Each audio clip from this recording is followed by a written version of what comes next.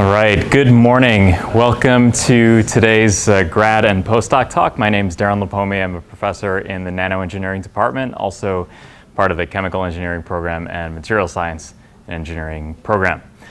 Today we're going to be talking about efficient lab and work practices. If you were at this talk last year, I changed a few things, added a few more jokes. It should be good. So it's definitely worth your time. Also, we will be broadcasting this on YouTube afterwards, but the people watching on YouTube do not get sandwiches at the end. So you have a definite advantage. Who's this? Mario Batali. What is Mario? Chef. A chef. Chef and restaurateur, and what is he known for? Italian food. What is he known for in terms of his personal style? Ugly shoes. Ugly shoes. Well,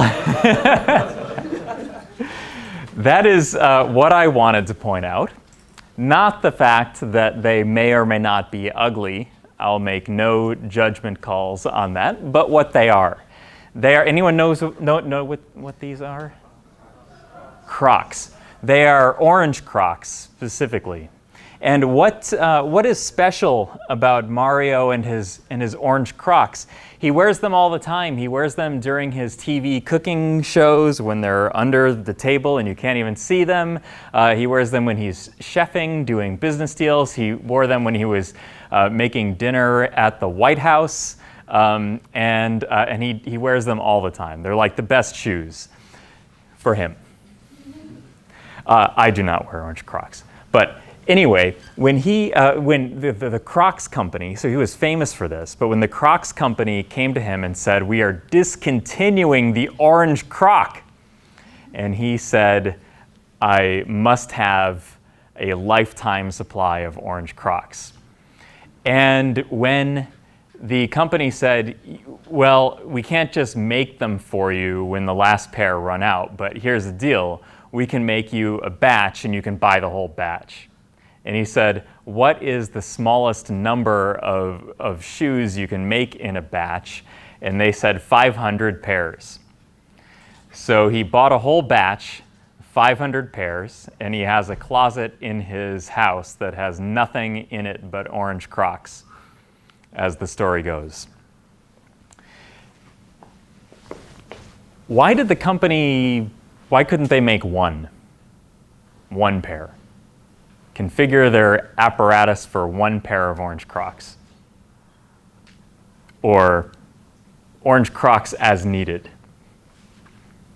The reason is that would be horribly inefficient to do. So because they have all of this other business to do, mainly making Crocs of other colors and varieties, I guess, they had to take their whole system and make only one color for one consumer. And what this technique is called batching. And it's one technique of many that organizations and individuals can actually use to increase their time, the time that they have to do other things that they need to do. So we'll return to batching in a moment, although I don't like to get rid of this picture of Mario too soon. But anyway, here's something else. Okay, when we're at equilibrium, when we're at biochemical equilibrium, we're dead, right? So we're energy dissipating systems. We take energy in from the environment and food and oxygen and get energy to do things. So we need to raise our potential energy in order to do work, then raise our potential energy in order to do work, raise it in order to do work. This is energy dissipation. Where do we not want to be? We don't want to be here in the potential energy. So this would be say like the Gibbs free energy at constant T and P, or like the gravitational energy on Earth. We don't want to be here, but we're here kind of a lot intellectually. So when we're like mindlessly responding to emails, like the types of emails that don't take any thought, like the kinds of emails you can just respond and say thanks.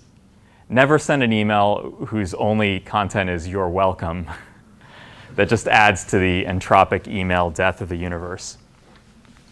Checking Facebook or Twitter or Instagram or LinkedIn, these are all fine things to do, but they're not going to be things that are going to raise your potential energy so that you can do more stuff that you want to be doing. Or if you're me, you're watching Game of Thrones while checking Facebook and responding to emails. Now, where else on this potential energy landscape do you want to be? Well, you could be up here and do standard creative work. So maybe this is the kind of work like maybe there's a routine paper or a TA session that you're teaching, and it's kind of routine. Maybe you've done it before, you really understand it, but it's an energy dissipating task. You needed to feel good, raise your potential energy in order to do that work. Up here, this is like the truly creative work. It's like the work that you have to force yourself to do. It's like the work that you really want to create something. You really want to do this experiment or write this paper or explore this new topic, but you really do need all of your resources, and you don't want to fall back into this low energy state where nothing gets done. There are only 24 hours in a day, and your time is your most valuable resource. It's also the only one that you can't get back. To your advisor, your time is also money. So a graduate student researcher, GSR, costs $75,000 per year. So that's the tuition, the stipend, and fees, and the overhead. Now, what's the overhead? The overhead is the amount of money that it takes from a grant that pays a student or even faculty salary sometimes, or instrument time or whatever, to keep the lights on and the air conditioner running. And it's the equivalent to rent. Like UCSD doesn't charge its faculty members rent, but it charges overhead. So that's kind of like what that is. So all told, it's about $75,000 per year. So it's helpful sometimes to consider how much your time is worth to your advisor and to you. So if you're working 50 weeks per year and 40 hours per week, it's a little joke. That's $37 per hour. But more importantly, beyond the dollar value of putting this dollar value on your time, 1 hour, once an hour is gone, it's gone forever. So is your time getting you to where you want to go? So the job as a graduate student is to graduate and get the next thing, whether that's a position in industry or say a postdoc or an academic position or a regulatory position or management consulting or anything that you want to do. You can be more effective here if you're mindful about where your time goes. So my hope today is that with sacrificing 1 hour plus free food will save you potentially months later on. That's no joke. Some of these things have literally saved me like months of time in my professional life. Also, a little disclaimer, I'm sometimes a hypocrite. Quite often I'm a hypocrite. So do as I say, not as I do. There will be some things on these slides that I definitely don't do, but when I do remember to do them, I'm always happier and better off for it. Okay, so why am I here? Why am I the one giving this talk? I don't claim to know everything about time management and effectiveness, but professors have to do a lot of stuff. Teach, mentor, edit. They're kind of like small business owners. Sometimes they have to be mechanics when stuff breaks down that only they know how to fix. And as a result of all of these demands on our time, we tend to think pretty carefully about how we spend our time.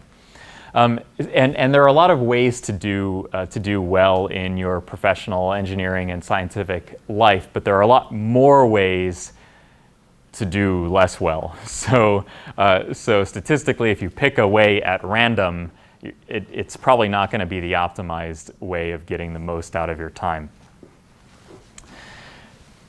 So if you can't make an omelet or you can't make the world's best omelet, you stand to learn something from anybody who can.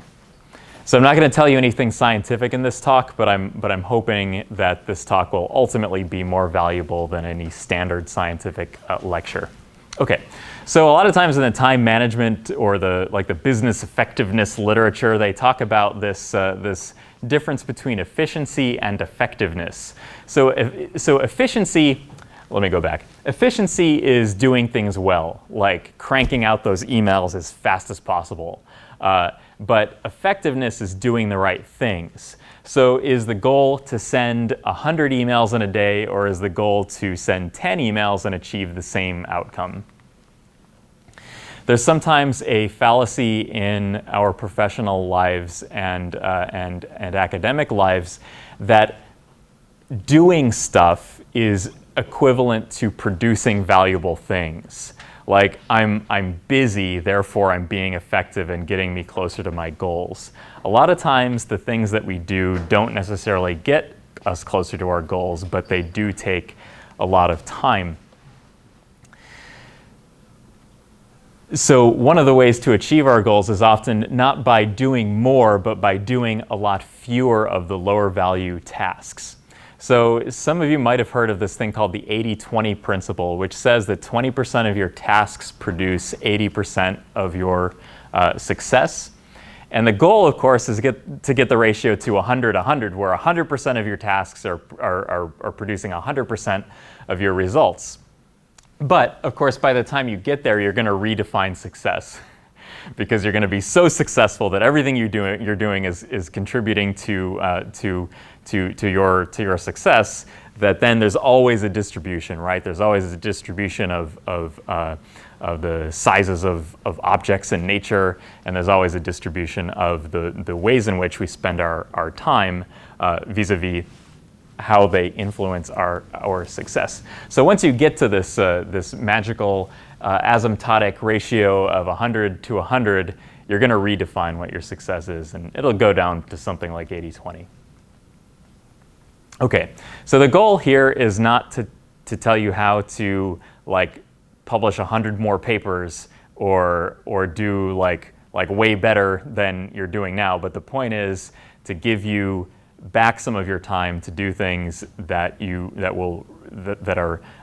really require your creativity and that will really push your professional lives forward. Okay, so back to Mario Batali and the orange Crocs. So the orange Crocs are an example of batching. So if you're printing a magazine or like the New York Times, you don't just print one newspaper. You print the whole run all at once. And the reason is because you don't want to reset the equipment in order to make another to make things in a serial manner. So why does the unit price of a product go down with the number you order? You always see that. You always see that in Amazon and online ordering, Molto Mario, and one of the lessons that you can take in your creative lives is that creativity tends to follow Newton's law of inertia. If you're in a state of creative flow, then you don't want to be interrupted by changing out the printing press or the Crocs factory with other components in your mind, because that will interrupt your creative flow. So anything like emails, texts, meetings, IT issues, meals, and bathroom breaks all kind of wreck your flow. Some of these things are necessary, some of them are less necessary. So for example, for me, 1 hour working on a task that's interrupted 6 times for 1 minute each is approximately equal to 15 minutes of uninterrupted work. So if I have a block of time, but I have my email open and I have my phone on so that I can hear it or feel it if somebody texts me, but I'm doing the work, and then I check an email because I hear, or whatever the Outlook thing is, or whatever the equivalent on Mac is, which is what I had, but for some reason I can't think of how that chime goes. Anyway, I'm not going to think of it. So that chime goes off, or the message comes onto the screen. New message from whoever. And most of the time it's spam anyway. And then maybe I'll check it. And then maybe I'll delete it. But even just checking and deleting a spam email interrupts your flow. Then you have to re-engage that mental machinery to finish the sentence or the PowerPoint figure or whatever you're doing that took your creative energy. Now take 5 times per hour, 6 times per hour. That makes it almost impossible to accomplish anything really deep. So batching works for experiments. So if you book a colleague's time or book an instrument time, then you have to get all those experiments done in order to make that appointment. Meetings. I used to be somebody who saw, and this is like even a year ago, if I got a request for a meeting, the easiest thing for me to do would be to flip through my calendar and find the one day that had nothing on it and say, okay, the meeting goes there. That's completely the opposite of what I do now. Now I take the day with the most meetings and put that meeting right up close to the next meeting that I have so that there's no time in between to be tempted to start to do a deep work project that I can't actually do because there's not enough time to do it. So if you take all of those meetings with collaborators and experiments that are similar, and you put them all back to back within reason, then you save larger tracts of time to do deep work like reading those 5 papers that are really going to help you understand your own project, or writing the paper, or making the presentation, or doing the homework assignment that really does take 100% of your effort. So there are some little tactics here. Learn some of the keyboard shortcuts because it sounds really like lazy and I'll admit that I do this, that I won't go up to the email, the X button or the red button on a Mac and close it out, or go up to the file, quit mail. I just won't do that, but I will do Command Q, which takes way less effort. And then the email thing is closed, and then you've done like an hour of work and you realize you haven't checked email for an hour, and it's been great. It sounds stupid, but it works. Batching your email. So email and increasingly texting can be an enormous waste of time, or a time suck. Do not check email if you're not able to respond to it until later. Why are men checking their email at the urinal? What could they possibly, what could you possibly do? Could you possibly respond thoughtfully, or is it just going to stress you out? Also, if I'm done working at, say I leave the lab at or leave my office at 6:30 or 7, and whatever I eat and whatever, and then I'm like, okay, I'm not going to check email because I'm going to go to bed at 11 or something. So why would I check my email at 10:30? The only thing it could do is upset me. The only thing, maybe I could just delete it, but I could have done that the next day, or written thanks, but I could have done that the next day. On the other hand, what if it says decision from nano letters, and it's a rejection? Then I'm not going to sleep until 1. But if I got that in the morning, I'd be okay. In fact, sometimes checking your email first thing in the morning, some people don't like to do this, but sometimes if you do it, it helps you wake up. It's like as good as a cup of coffee.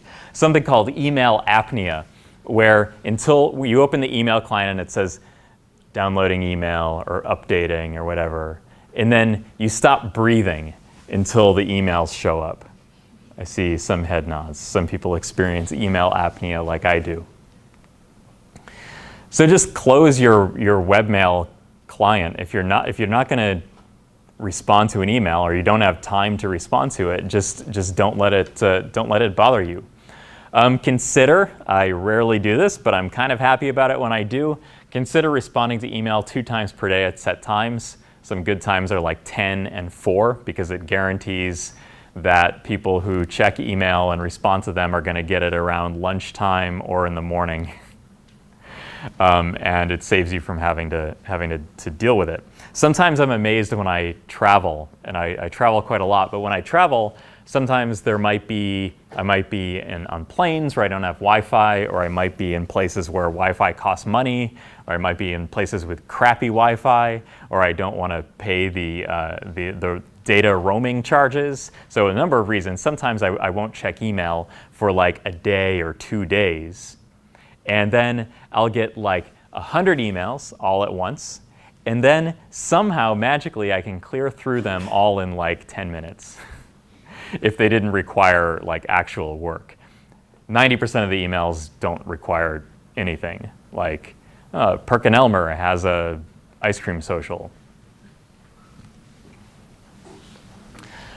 And then I'm amazed, wait a minute, but when I'm in my office, I feel like I spend 5 hours a day on email. How is it that, and sometimes when you don't respond to an email and you check it again later, it's been resolved magically by itself, whatever issue that has come up. One of the things you might consider doing is picking the night before the next day. The night before the next day, figure out what is the most important thing you could be doing on the next day. So the most important thing could be writing the paper or finishing a PowerPoint slide or finishing a problem set. What is the one thing that you can pick out from the next day to say, if I could do just that one thing, then my day would have been successful? And then do that first before you do anything else, before you even check email. And don't just delete the unwanted emails, because they'll only come back. Unsubscribe or mark as spam sometimes, because unsubscribe sometimes doesn't work, but marking as spam often does. The problem is, if you scroll through your junk mail folder, sometimes you'll find things that you want. So if you overtrain your junk mail filter, sometimes that's not a good thing. So I do recommend going through your junk mail every now and then, but I usually, oftentimes, right-click unsubscribe is easier than delete. Okay, or right-click mark as junk is easier than unsubscribe. Okay, writing effective email. So what you want to do is get the response that you want from an email to avoid multiple emails on the same topic. Do you want to get lunch tomorrow? Yes. What time? This time. This time doesn't work. This other time. That time doesn't work either. The third time. Okay, the third time works. Okay, where do you want to go? So you should suggest a time and place for a proposed meeting along with alternate times. So picture the email like a jujitsu move or something, where you need to wrestle that answer to the ground, right? And so try to get the response that you need to accomplish the task and consider it like a game, like a personal goal, where the goal is to get the response that's going to solve the problem in one shot. And then when you get it in one shot, you say, yes, I wrote the perfect email. If a topic is complicated, don't use email. A long time ago, the phone had a function that we used to use called the phone.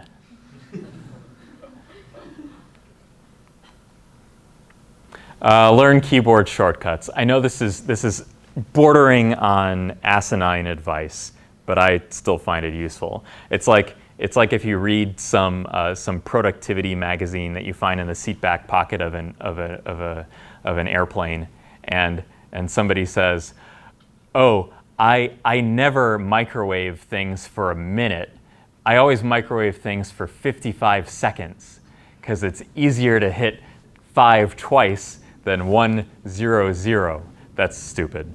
But Command-Shift-D and Command-R or Control-R for reply, these things make email like piloting a starship. It's great. Use a signature or full address and affiliation for formal emails. so that it's you've got your default thing already up there. You don't need the signature on every email, but best your name is fine. Make it the same font as the body of the text, otherwise it's obvious that it's a signature. Consider, okay, this really annoys some people, but consider starting the body of an email with the main point of an email in the first line so that it shows up in the preview of the receiver's email client. So when you open up your phone, you have the subject, which is usually useless, like subject, introduction. But then the next line might actually be useful. So make sure to get to the point quickly rather than all of the standard, it's been a long time since I've seen you, how are you doing? Sometimes that's fine, if it's really true. But if it's somebody that you see every day and you just need their attention, consider getting to the point sooner. All right, I talked about this already, but the most valuable time that you have, ironically, is the time in which you have nothing scheduled. Because you can do anything with that time. So it's like high value time because you can do anything with it. Use this time for things that really matter, things that push your degree forward, papers, long experiments, presentations, exams, studying, homework. Put meetings with colleagues, lunches, exercise, meals, experiments, trips to the restroom back to back whenever possible. The period of time before or after a scheduled activity is almost useless from the standpoint of creative work. Delegating responsibilities. So you may feel as a grad student or postdoc that your PI is delegating tasks to you. You'd be right about this. Sorry, it just happens. But you can do the same thing. You can do the same thing to others. My duty to my neighbor is to do unto them, is to prevent them from doing unto me that which I would like to do unto them. Aldous Huxley, not me. There are way more undergraduates who want positions in a lab than currently have positions, so consider recruiting undergraduates. Find the tasks in which your highly trained brain is least engaged or necessary and train an undergraduate to do it instead. This doesn't mean that eventually, once they get comfortable doing the experiments, they won't ask for more interesting tasks. But at the beginning, everybody turns the crank, right? We all did. We all did as undergraduates. And your PI gets at least 100 emails per year from prospective undergrads. And ask your PI, hey, I'm spending a lot of time, I'm spending 5 hours per day doing this same measurement. I'm sure I could train an undergraduate to do it. Experienced undergrads can do the same thing with new undergrads. So once the undergrad has been in the lab for a couple of years, then they say, I'm now too experienced to do this same measurement. I can train another undergraduate to do it, and so on. And it frees up a lot of your time to work on things that are much more important. And don't feel bad about this. Everybody needs apprenticeships at some point in their careers, and everybody turns the crank. I don't want to turn the crank. It's too bad. Everybody turns the crank. It's sometimes helpful, and it can make you feel really good about making some of these decisions, to put a dollar amount on your time. I do this. Spending a whole day to make something that you can buy for $150 is a horrible use of your time. Don't reinvent the wheel. If there's some like microfluidic chip or some compound or some algorithm or some software that you could code or synthesize or fabricate on your own, but it's going to cost the lab $37 an hour, and it's going to cost you a lot more than $37 an hour because you will never get that time back. Whereas if you spend the $150, it's your PI's money. And the $150 is cheap. Don't reinvent the wheel. So it helps to put a monetary value on your time.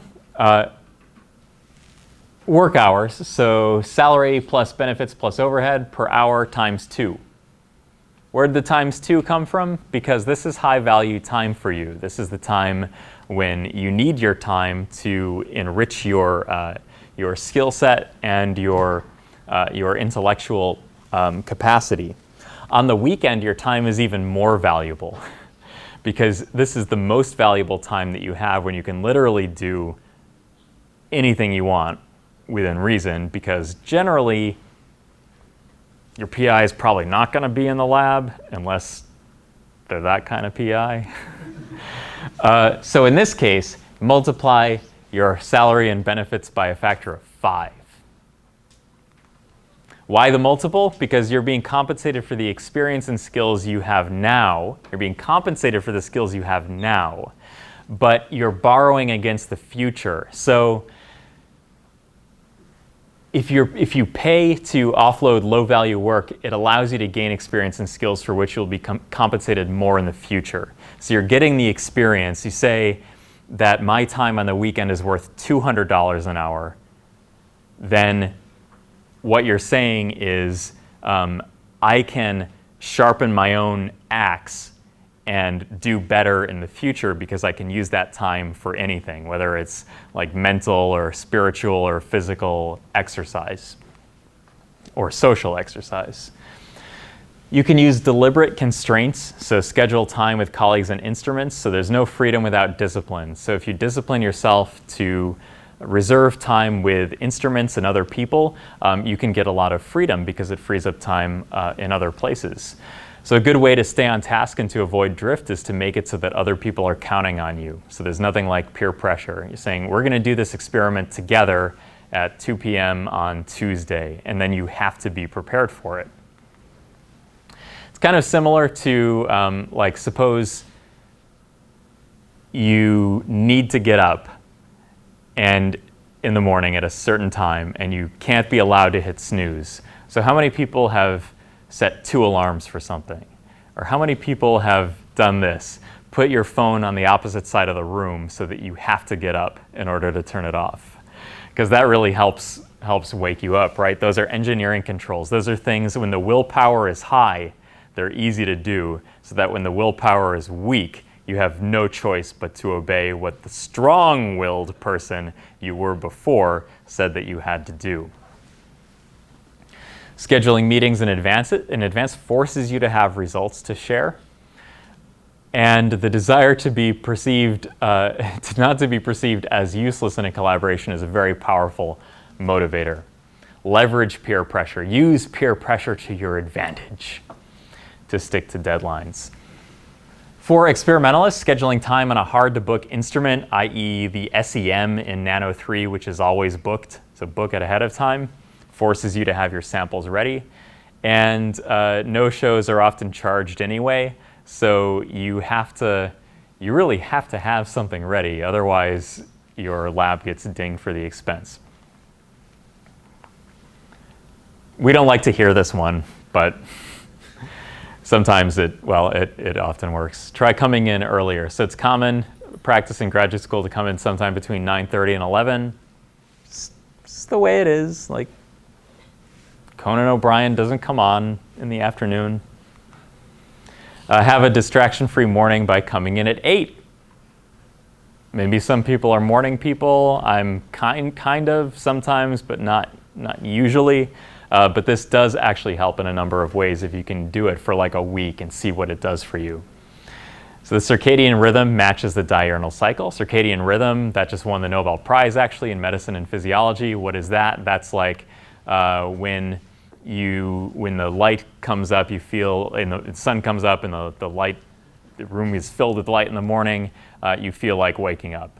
Sun goes down, you feel like sleeping. If you're reading your screen at night, then it releases like some endorphins or whatever in your brain and makes you want to stay awake, even though you should be sleeping, which is why like reading your laptop with the brightness all the way up at night makes it harder to fall asleep.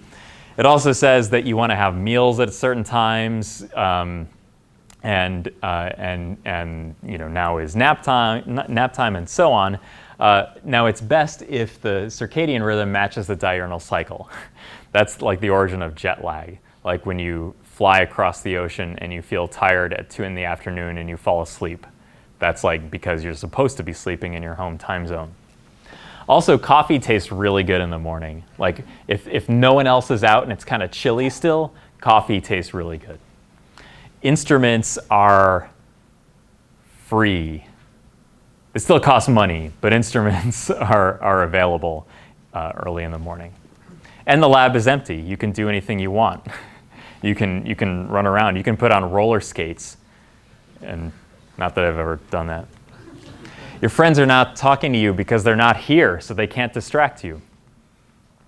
Get the most important task done before the day even starts for everyone else. So you're done, and everyone comes in, and they all, they want to talk, and maybe that's okay because you've already done the most important thing.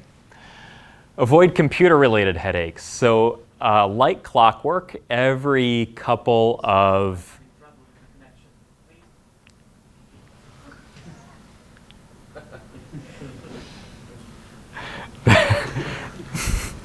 do we appreciate the coincidence here? Just kidding. It's okay. Avoid computer-related headaches. Like clockwork, every 6 months, something really bad happens on my computer. Okay, maybe every year, and it costs like a day, like a whole day completely wasted dealing with computer-related shite. Make Control or Command plus S, Command S, save as natural as breathing. The autosave feature pretty much never catches the most important work that you've just done. Back up your data. So like the equivalent of Time Machine, offsite data storage is good. Google Drive for UCSD students is free, so you can use that to back up your most important documents. The Dropbox free version is good enough for the most recent versions of important files, so you don't need to break the bank to back up the most important data. And engineering controls. Put your drinks no less than 18 inches from your laptop. No exceptions. Ideally, the gravitational potential energy per mass of your drink should be lower than the gravitational potential energy of your laptop. So it's got to be down here. If it spills, water ain't going to spill up. So how many keyboards have I've never ruined a laptop. I've ruined many desktop keyboards. One time I spilled like Frosted Flakes or Raisin Bran with like milk in it on my keyboard. There was no recovery from that. Block time-sucking websites. Leash Block is a really good free software that you can install, but you have to do it on every browser.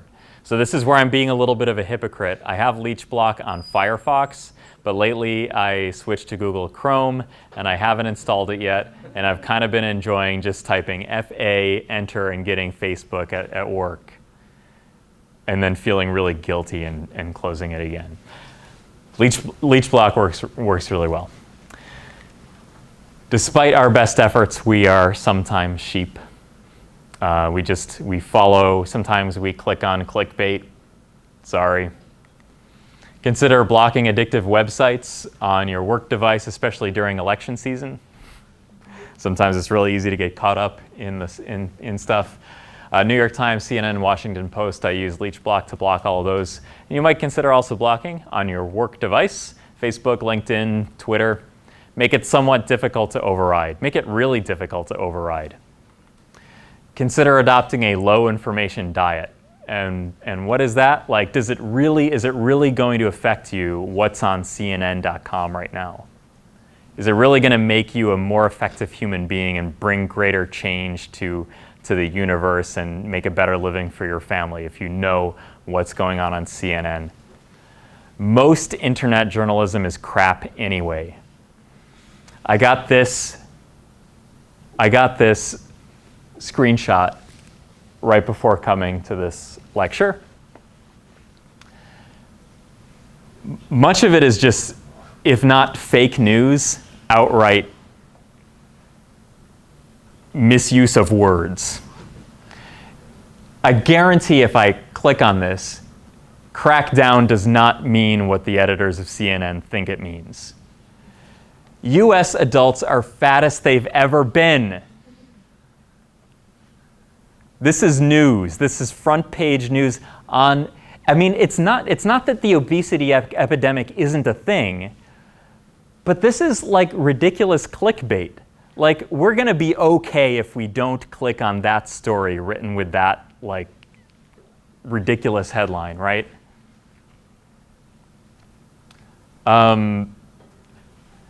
We're saying Merry Christmas. Is that worthy of, like, the most popular news? I guess that's why it's the most popular news site, right? Just stoke the culture wars, get people to click on stuff that is not going to enrich you at all. Enrich you spiritually, physically, professionally, educationally. Turn off your phone. The act of owning a phone entitles some of your friends and family to interrupt you at any time through text messages and resist this societal transformation. So use the night mode.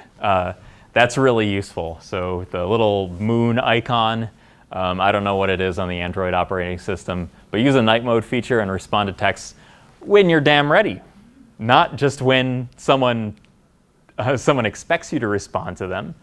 So texting shouldn't be used in place of email. So use email for routine work-related items, and use text for emergencies, coordinations of real-time events, texting during this seminar, hilarious videos and images, and when you may want a response immediately, while you may want a response immediately, the receiver may not necessarily want to be interrupted. It's also possible that I'm old and being a curmudgeon about this. But I feel like a lot of the text conversations I have are of this variety.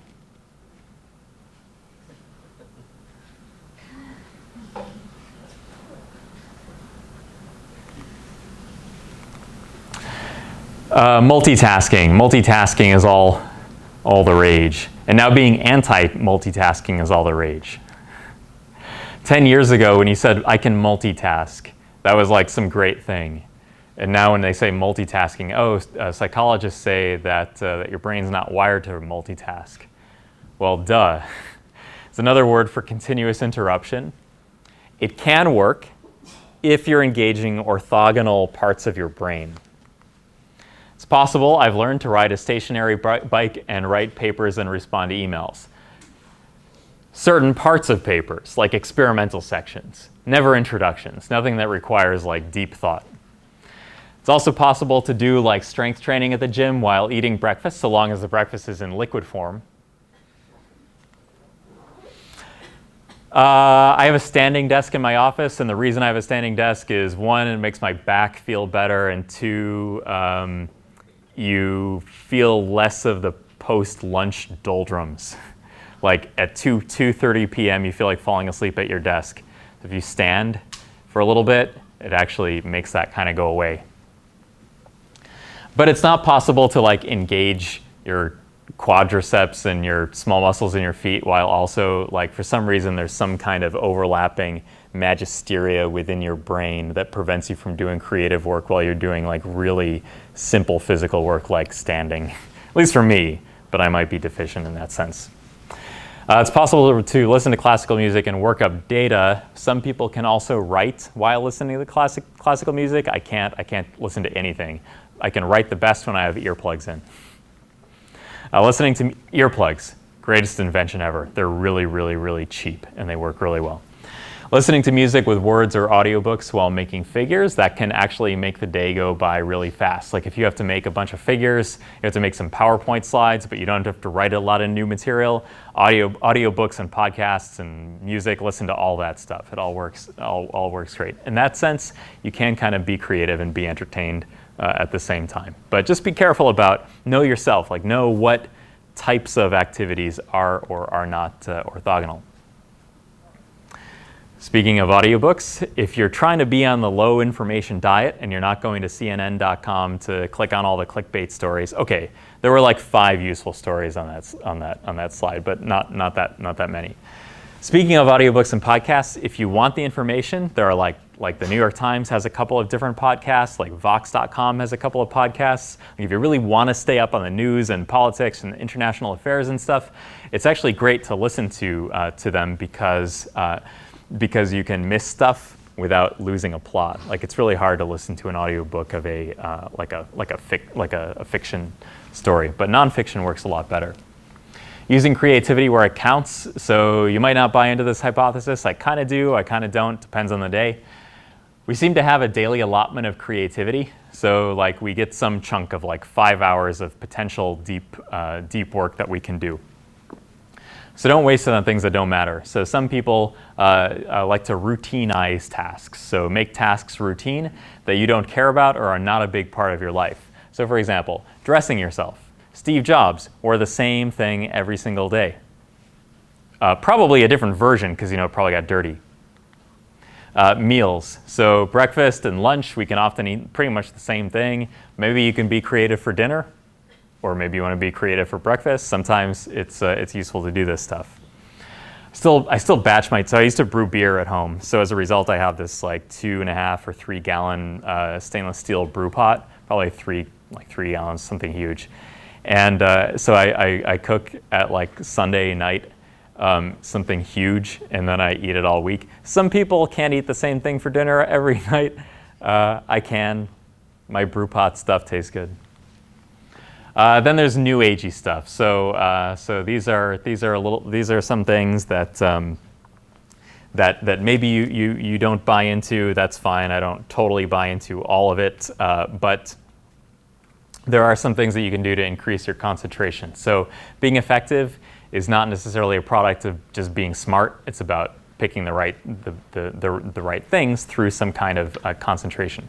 You can train your ability to concentrate. So mindfulness or some kind of spiritual practice can be useful. Language training, I find, really exercises my ability to concentrate.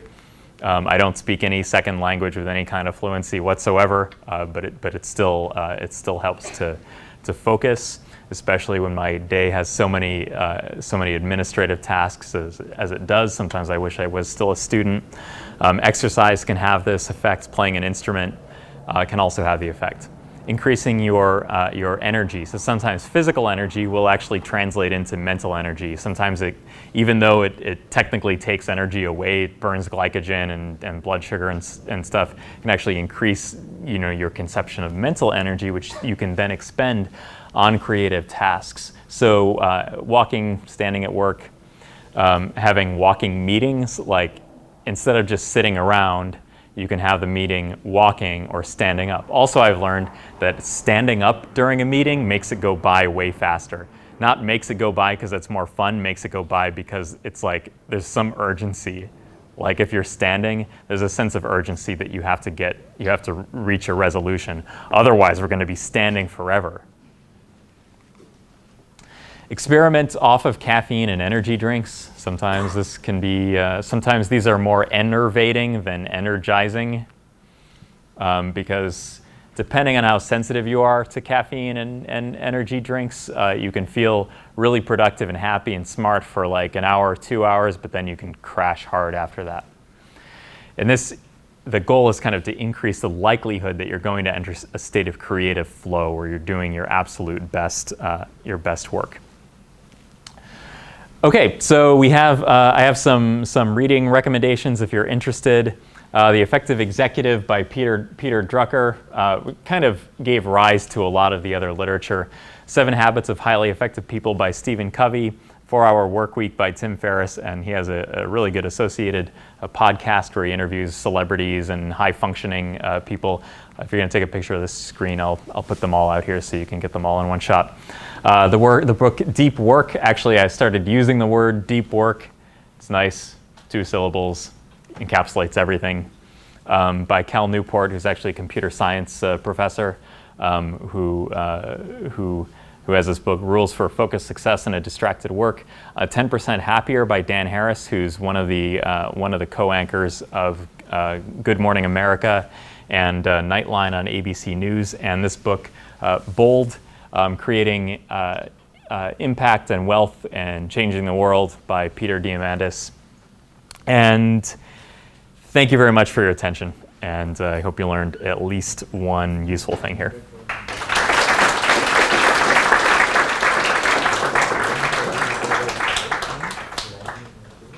I'll take questions if you have like 1 or 2 questions before we eat, but we're probably really interested in the